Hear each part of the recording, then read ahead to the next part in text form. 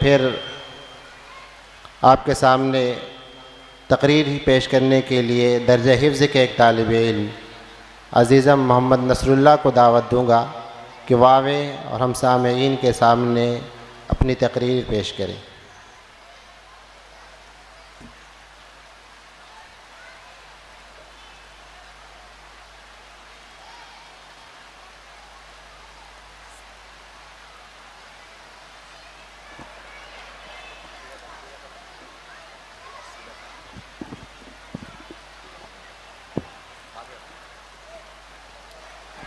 अस्सलामु अलैकुम व रहमतुल्लाहि व बरकातुहू।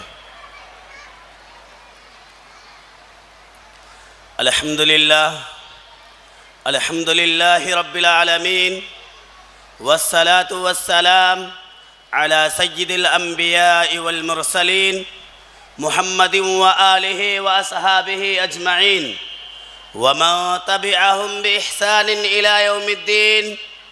अम्मा बाद फ़अऊज़ु बिल्लाहि मिनश शैतानिर रजीम। बिस्मिल्लाहिर रहमानिर रहीम। कुल फ़ीहिमा इस्मुन कबीर व मनाफ़िउ लिन्नास व इस्मुहुमा अकबर मिन नफ़इहिमा। सदक़ल्लाहुल अज़ीम। बिरादरान इस्लाम व मुअज़्ज़ज़ मेहमानान किराम, आज के इस अज़ीमुश्शान इजलास के मौके पर मेरा मौज़ूए सुखन है दौरे हाजिर में जदीद आलात का इस्तेमाल। हाज़रीन किराम, जिस दौर से हम और आप गुज़र रहे हैं वो साइंस और टेक्नोलॉजी का दौर कहलाता है। आज कदम कदम पर साइंसी इजादात, मादियत के नए नए इंकशाफात का चर्चा है।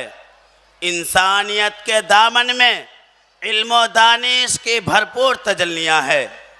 उसने अक़ल इंसानी की गिरोह को खोल दिया, जिसका नतीजा ये है कि आज इंसान हवाओं के दोष पर उड़ रहा है, फ़ज़ाओं में स्टेशनें बना रहा है, चाँद पर कमंदे डाल रहा है, सूरज की शौं को गिरफ्तार कर रहा है, ज़मीन के पोशीदा खजाने को निकाल रहा है, समुंदरों का सीना चीर रहा है। गर्ज ये है कि साइंस और टेक्नोलॉजी ने इतनी तरक्की की जिसका तसव्वुर भी नहीं किया जा सकता।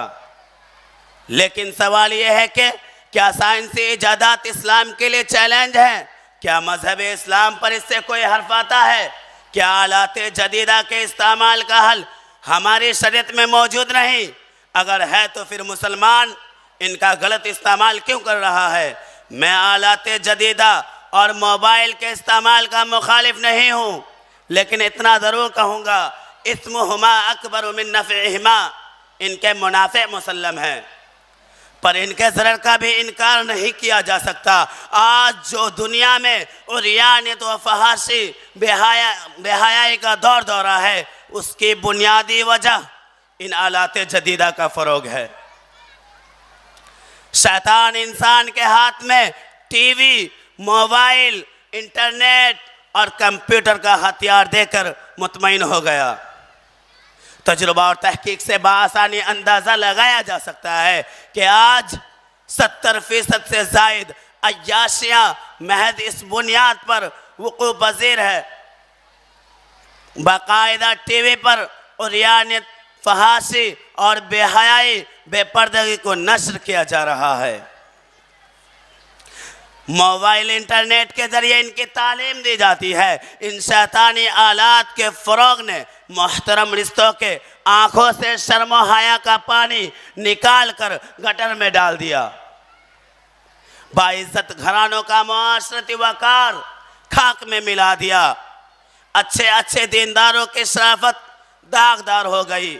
बुलंदो बाला, वरा व तक़वा के मीनारों में दरारें पड़ गई और ज़िंदगी भर की नेक नामियों पर धब्बा लग गया। मुस्लिम मुआशरे का आप जायज़ा लीजिए तो आपको मालूम होगा कि वो मासूम बच्चे जिनको कुरान सुनने से वजद आता था, जिनको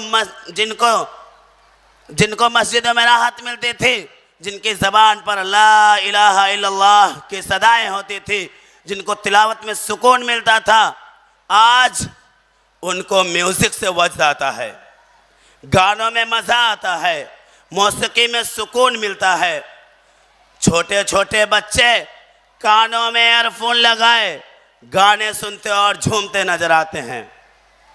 वो माँ बाप भी कितने बेगैरत हैं जो अपने बच्चों की ऐसी हरकतों को देखकर उनको दादे तहसीन देते हैं, उनकी इस खुशी में अपनी खुशी बतलाते हैं, यानी अपनी आखिरत और बच्चों की आखिरत और मुस्तकबिल दोनों को तबाह करते हैं। और जब बच्चे बड़े होकर नाफरमानियाँ करके नाक में दम करते हैं तो वालिदैन शिकवा करते हैं कि हमारी औलाद नाफरमान हो गई, हमारे हुकूक अदा नहीं करती। ज़रा आप गौर करें, वो औलाद जो अपने रब की नाफरमान हो वो भला अपने वालिदैन की फरमाबरदार कैसे हो सकती है। तबले की थाप पर, बाजे की आवाज़ पर, घुंघरू की झंकार पर झूमने वाली माओ के बतन से खालिद बिन वलीद, मोहम्मद बिन कासिम और तारिक बिन ज़ियाद पैदा नहीं होते, बल्कि खताकार, बदकार और नाफरमान पैदा होते। बुजुर्गों और दोस्तों, गली गली, सड़क पर सनीमा बीने के अड्डे, हाल और टाकेज हमारे नौजवानों को तबाह करने के लिए क्या काफ़ी नहीं थे?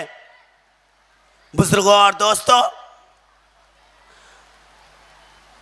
मोहतरम सामईन इकराम, दुश्मनाने इस्लाम के इरादे इससे भी खतरनाक थे।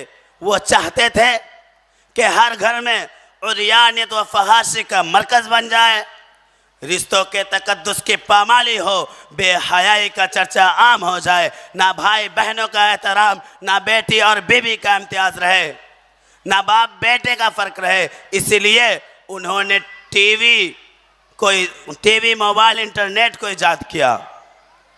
मुसलमानों, ये सब यहूदियों की साजिशें हैं, इनसे आगाह रहो, इनसे इज्तनाब करो। रिवायत में आता है कि मेरी उम्मत बनी इसराइल के कदम बा कदम चलेगी। हत्ता के बनी इसराइल में अगर किसी ने अपनी माँ के साथ ऐलानिया ज़िना किया होगा तो मेरे उम्मत में भी ऐसे अफराद पैदा होंगे और एक ऐसा ज़माना आएगा कि लोग अपनी माँ के साथ ऐलानिया ज़िना करेंगे। और शायद वो दौर आ चुका है, ऐलानिया ना सही लेकिन खुफिया तौर पर हो ही रहा है। मुसलमानों, अगर तुम अपनी बहू बेटी की सलामती चाहते हो, अगर तुम अपनी माओ बहनों के नामूस की हिफाजत चाहते हो, अगर तुम अपनी माओ बहनों के दामन तक ना पहुँचे गिरेबानों तक, तो अपने घर से टीवी को निकाल दो, नाच गाने को छोड़ दो, फिल्म बीनी को तर्क कर दो। सामईन किराम, टीवी, इंटरनेट और मोबाइल दिगर आलात के वजूद ने इंसान को हकीकी खुशी से महरूम कर दिया, दिल के चैन और सुकून को छीन लिया, जिस्मानी तकाज़ों को पूरा किया, लेकिन रूह को फाका की हालत में छोड़ दिया। आज पूरी दुनिया चैन और सुकून की तलाश में सरगर्दा है। दुनिया समझती है कि बरहाना तस्वीर में उसे सुकून मिल जाएगा, नाच गाने में उसे सुकून मिल जाएगा, रक्स डांस की महफिल में उसे सुकून मिल जाएगा।